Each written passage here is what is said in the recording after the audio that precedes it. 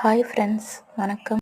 இன்றைக்கி சென்னா மசாலா செய்யலாம். இதுக்கு ஊற வச்ச கொண்டக்கடலை சேர்த்து ஏலக்காய், பிரியாணி இலை, பட்டை, கிராம்பு, மிளகு அரை ஸ்பூன், சோம்பு அரை ஸ்பூன், தேவையான அளவு உப்பு, மஞ்சத்தூள் சிறிதளவு, தண்ணி விட்டு 4 விசில் விட்டு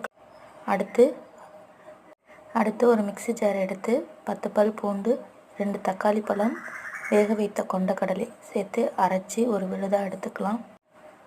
தாளிப்பு ஆயில் விட்டு பெரிய வெங்காயம் 2 நறுக்குனதை சேர்த்து நல்லா வதக்கிட்டு அரைச்ச விழுதையும் அதோடன் சேர்த்து நல்லா வதக்கிக்கலாம், பச்சை வாடை போகிற அளவுக்கு. மிளகாய்த்தூள் 1 ஸ்பூன், மஞ்சத்தூள் 1/4 ஸ்பூன், மல்லித்தூள் 3 ஸ்பூன், வேக வைத்த கொண்டக்கடலையும் அதோடன் சேர்த்து நல்லா வதக்கி தேவையான அளவு உப்பு சேர்த்து நல்லா ஒரு கொதி வந்தோடனே மல்லி இலை தூவி எலுமிச்சை சாறை சேர்த்தால் சுவையான சென்னா